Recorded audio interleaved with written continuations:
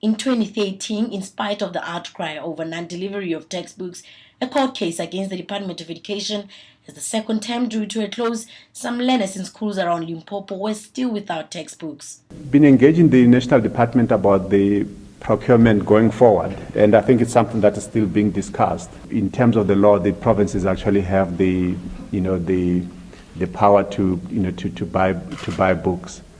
But I'm sure it will be between the provinces and the National Department to actually work out that whether that is feasible. Oscar Pistorius, South Africa's Paralympian runner and a national hero, shot and killed his girlfriend River Steenkamp at his home in Pretoria on Valentine's Day. He told police that he thought she was an intruder and that it was a case of mistaken identity. 2 leading officers resigned from the investigation under a cloud, and a trial has been postponed to 2014. Arang South Africa, a new political party formed by one-time partner of Steve Biko and businesswoman Mamphela Ramphele, was launched in June 2013. The former anti-apartheid activist said the time has come to restore the promise of a free South Africa, to offer hope and the prospect of a dignified life for all, and that this was a critical moment in history for South Africa. EFF Politician Julius Malema, who was expelled from the African National Congress, was arrested in December for traveling at 215 kilometers an hour on a Gauteng freeway.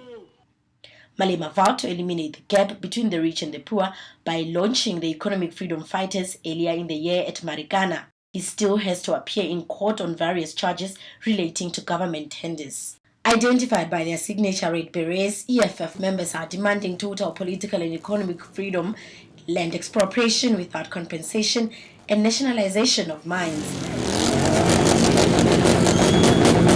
We must build a state that is not suffering from corruption.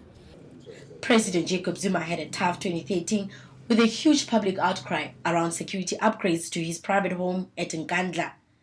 The development at Nkandla is believed to have been funded by the taxpayer, but ministers insist this was just a series of standard security upgrades.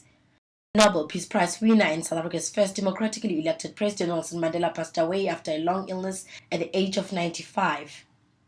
Presidents and leaders from around the world attended his funeral and paid tribute to his long walk to freedom and the peaceful transition to democracy in South Africa. At Nelson Mandela's memorial service, held at one of South Africa's showpiece stadiums, President Jacob Zuma was heckled by disgruntled citizens, and a sign language interpreter gained international notoriety, later claiming mental illness as one of the reasons why nobody could understand his sign language, which appeared to be entirely of his own invention. In 2014, South Africans will be voting for the 5th time since the end of apartheid, and commentators are eager to see how South Africa's political landscape has changed 20 years after the end of apartheid. I'm Makwena Manamela reporting for Business Day and Financial Mail from Johannesburg.